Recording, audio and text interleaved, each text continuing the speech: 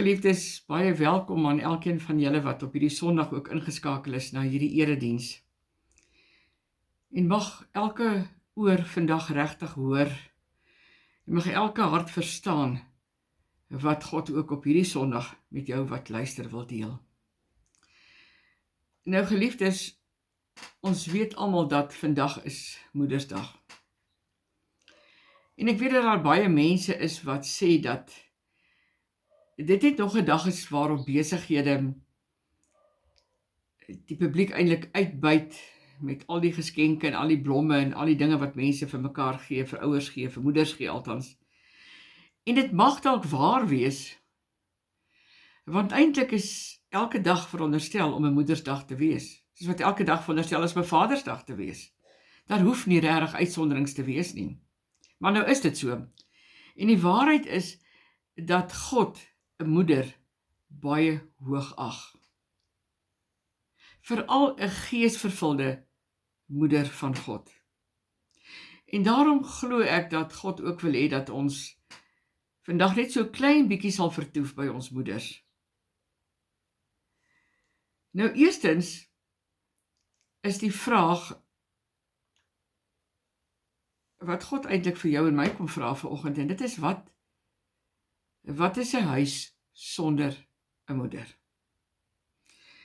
Nou, op 'n baie ligte noot op hierdie oomblik wil ek onwillekeurig toe by hierdie punt kom, toe ons kinders klein was, dat hulle altyd gesê het, 'n huis sonder 'n moeder is eintlik sonder 'n ma se plesieroord.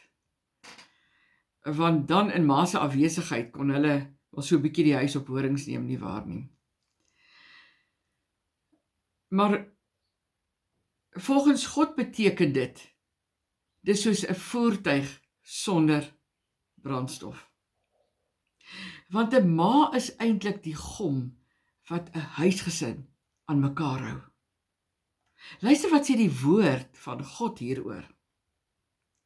As ons na die boek Spreuke sou gaan, dan sien ons dat die boek begin met die opdrag om God te eer.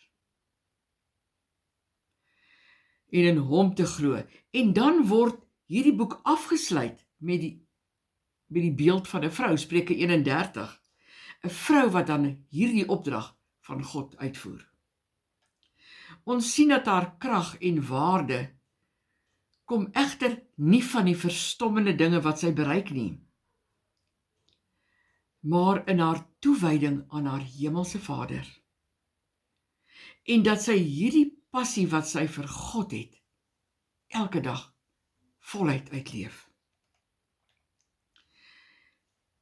Geliefdes, maar indien ons na ons alledaagse lewe sou gaan kyk, dan is daar 'n totaal ander beeld wat die wêreld van vandag van 'n vrou verwag. Daar word soveel klem gelê op die uiterlike, en dit is werklik opvallend dat in ons skrifgedeelte in Spreuke 31, en gelees gerus weer Spreuke 31. Dis 'n awesome skrif, en gaan lees dit gerus weer. Maar daarin word daar nie 'n woord oor die vrou wat daar beskryf word, sy uiterlike gesê nie. Want haar aantreklikheid, in die werklikheid van aantreklikheid in die oë van God kom van binne. It's inside, it's not on top. En in vers 30 staan daar so duidelik, uiterlike skoonheid hou nie, 'n mooi voorkoms is nie alles nie, as sy die Here dien, dan verdien 'n vrou om geprys te word. Nou geliefdes, Spurgeon het by geleentheid gesê, die meeste mense word wat hulle moeders van hulle gemaak het. Geliefdes, ek wil nie van hierdie erediens, hoor my hart mooi, ek wil nie van hierdie erediens vanoggend gebruik maak om ons moeders te eer nie, verseker nie. Want God alleen kry altyd al die eer. Al wat ons vanoggend wil kom doen is om dankie te sê vir die moeders in ons almal se lewens. Hoekom dink jy het God moeders gemaak? Nou geliefdes, voor my geestesoog sien ek op hierdie oomblik vir Adam, die eerste man wat God geskaap het. Ten spyte van die volmaaktheid wat Adam rondom hom in die tuin van Eden gehad het, dit wat hy bevoorreg was, hierdie volmaaktheid om te geniet, was hy tog alleen. Verstaan hy nie sy eie hart nie, was hy soekend na iets wat hy self nie kon begryp nie. En dan nadat God vir Eva uit sy ribbebeen gemaak het, hoor Adam die woorde oor die Heilige Gees, oor die Heilige lippe, Heilige Gees se lippe, wat eintlik die eerste huweliksbevestiger was. Hierdie lippe van, die heilige lippe eintlik van God self, hoor Adam dit. Waar hy sê, Adam, dit is nie goed dat jy alleen is nie. Ek het vir jou hulp gemaak wat by jou pas. En geliefdes, ons almal ken die geskiedenis van daar af. Vir 'n tyd lank het dit baie goed gegaan, totdat Eva in die struik van die Satan getrap het. En van daardie oomblik af, wanneer ons sou terugkyk op die Bybelse geskiedenis, dan sien ons op die voorgrond van die twee dispensasies, en dit is eintlik net wat ons eintlik noem die Ou en die Nuwe Testament, dan sien ons duidelik die afbeelding van die twee vroulike figure. So asof hulle die inleidsters is van die Ou en van die Nuwe Testament, en uit hulle vloei die bestemming van miljoene vroue wat sou volg. En wat sien ons dan, as ons verder sou kyk? Op die voorblad van die Ou Testament staan die ongelukkige Eva, met geboë hoof, sy is verlei, sy is verneder, sy is vervalle as ware, sy is gevalle, en al wat sy besit, om aan die opvolgende geslag te geskenk, was die gevolge van haar sonde.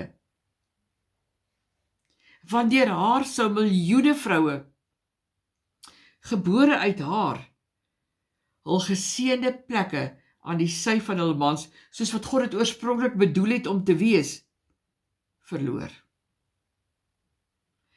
'n lewe van slawerny en ongekende vernedering het vir hulle begin. Slegs hier en daar in die Ou Testament lees ons van vrouens soos Deborah en van Esther en van Rut wat iets bereik het, maar die oorgrote meerderheid was slegs slawe van die man en soos 'n onmisbare meubelstuk in hulle huis. Nou geliefdes, dit laat 'n mens nogal dink, nie waar nie? Want wanneer ons rondom kyk in ons samelewing van vandag, dan besef ons dat wanneer God dit nou hier vir ons kom oopbreek, wat ons reeds sien en hoor, dat hoe daar baie mans en selfs vrouens is, wat nog steeds nie vry is nie. Dit maak nie saak wat hulle probeer voorgee nie, hulle is nog steeds in werklikheid in slawerny. Maar, en hierdie is 'n baie belangrike maar, die oomblik toe Jesus gebore is, het 'n heel nuwe era aangebreek. Geliefdes, daar het hoop vir 'n ganse mensdom gekom. En ek is oortuig daarvan, dat God dit doelbewus toegelaat het, dat Jesus uit 'n vrou gebore moes word, sonder die toedoen van die kant van 'n man, omdat hy daardeur aan die wêreld wou toon, dat hy die lot van die vrou wou verander, haar wou ophef, en weer in haar oorspronklike staat wou herstel, die doel waarvoor hy haar in die begin van die skepping geskep het. En geliefdes, daarom vind ons op die voorblad van die Nuwe Testament 'n vrou met die naam van Maria. Waar is daar 'n groter eer wat die vroulike geslag te beurt geval het, as juist dit? Die eerste vrou Eva het die sonde aan die wêreld geskenk. Die tweede vrou Maria daarteenoor het die saligmaker geskenk, wat 'n ganse mensdom volmaak van sonde kan verlos. En voor sy hemelvaart het Jesus self hierdie nuwe verandering van die verhoogde stand van die vrou kom bevestig. Jy mag dalk lus voel om te vra hoe dit gebeur, luister baie mooi. op die eerste Sondagmôre na sy kruisiging, terwyl daar soveel smart, vernedering, hartseer, teleurstelling en wanhoop geheers het in soveel manne en vroue se harte wat vir Jesus so getrou gevolg het, kom Jesus en hy kom doen iets baie spesiaal. Hy maak self die keuse aan wie hy homself eerste wou vertoon. Hy kies vir Maria Magdalena, 'n vrou, om die eerste boodskapdraer van die heerlike opstandingsevangelie te wees. En wat 'n goddelike voorreg, moes dit nie vir Maria gewees het nie. Luister wat sê hy vir haar. Gaan na my broers en sê vir hulle, ek het opgestaan en ek gaan opvaar na my Vader toe en na julle Vader. Geliefdes, verstaan jy nou hoekom God 'n vrou gemaak het? En inderdaad is sy in die oë van God baie spesiaal, hoog verhef en uiters kosbaar. En verstaan mooi, God het dit nie gedoen sodat sy oor haar man moet heers nie, maar verseker ook nie om sy slaaf te wees nie. En ek wil nou net gou vinnig hier iets ingooi. As jy dalk ook een van diegene is wat wonder, wat maak 'n vrou in die bediening? Hier is jou antwoord onteenseglik. Jy het dit sopas gehoor.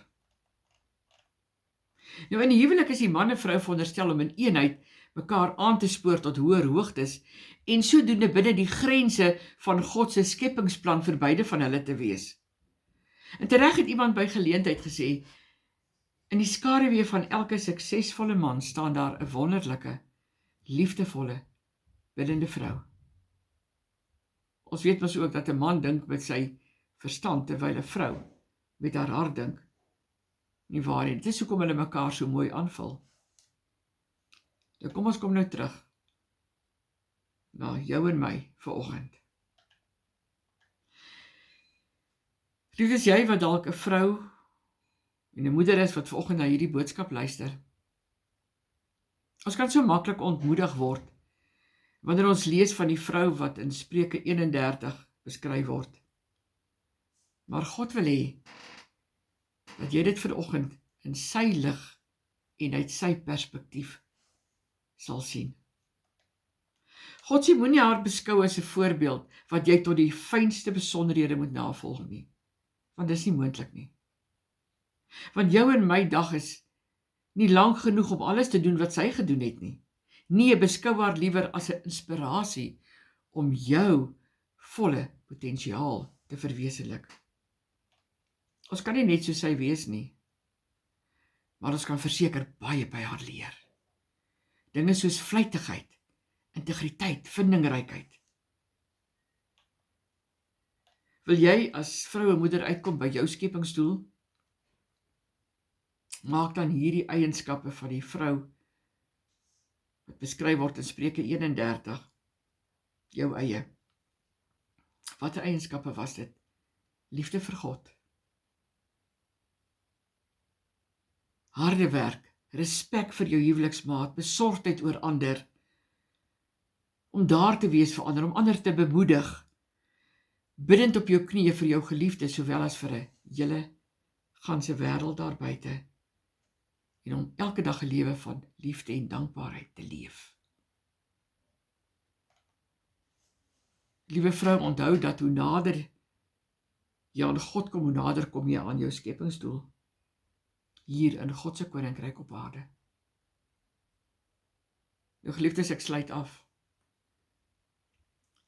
Maar voor ek dit doen, wil ek vir jou vra wat vanoggend luister, wat ingeskakel is, om saam met my, sê dit in jou gedagtes agter my aan, maar om saam met my bidend hierdie huldeblyk aan al ons moeders te doen.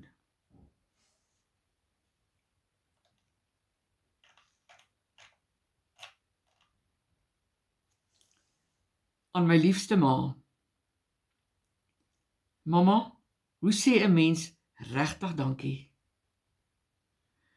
Hoe bring 'n mens hulde aan iemand soos jy op Moedersdag? Geen versies of gedigte in 'n boek kan jou, my ma, regtig beskryf nie. En dit verbaas my nie, want voor my siel weet ek daar's net een soos jy. En is dan wanneer ek stilweg in my hart wonder en myself die vraag afvra: wat het ek reg gedoen sodat God my kon seën met 'n ma soos jy? Jy het my geleer wat liefde beteken. Jou liefde vir jou God was die rigtingwyser in my lewe en die anker waaraan ek tot vandag toe nog kan vashou. God het jou geroep as ma en vir jou 'n kind gegee, dis ekke. En hy het my geroep as kind en vir my spesiale ma gegee, dis jy, mamma. Jy sien net my ma nie. Jy is ook my beste vriendin, my sielsgenoot, my lagmaat, maar ook my huilmaat. God het vir jou 'n geduldige oor gegee wat luister en nie onnodige vrae vra nie. Veral wanneer jy weet dat my trane vlak lê. Jy's 'n ma wat al jou kinders onvoorwaardelik liefhet en aanvaar, ondanks die feit dat hulle so dikwels droog maak. 'n Ma wat my oë kan lees nog voordat daar 'n woord oor my lippe kom. 'n Ma wie se eie behoeftes nie bestaan wanneer myne ter sprake kom nie. 'n Ma wat nog altyd in my geglo het. Wat met deernis haar eie vingers sal verbrand, sodat die kers my pad kan verlig. God het my geroep as kind en vir my 'n ma gegee. Hy het daardeur vir my alles gegee. 'n Ma vir wie ek elke dag 'n prinses is, ongeag hoe ek lyk, wat ek doen of hoe ek voel. Hoe sê ek dankie vir alles wat jy vir my doen, gee en opoffer? Hoe gee ek voldoende erkenning aan al jou liefde? Die wyse waarop ma my drome respekteer, al maak hulle jou soms bang en my geheime bewaar, asof hulle jou eie is. Hoe sê ek dankie vir die manier waarop ek jou voorbeeld kan leer en dan wens dat ek meer soos jy was? Maar daar's so baie wat ek nog vir jou wil sê, maar daar's nie genoeg papier in die hele wêreld daarvoor nie. Maar jy beteken die wêreld vir my. Jy is die univers wat my planete in plek hou. Daarom wens ek vir ma 'n gelukkige Moedersdag toe.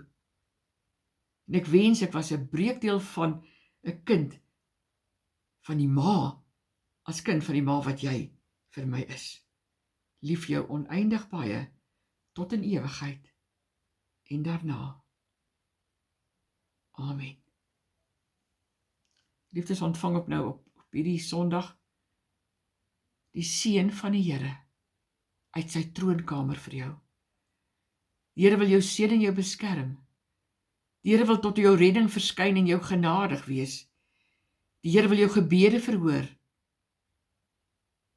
en jou gee vrede, liefde, goedheid, guns, genade. God seën jou. Amen.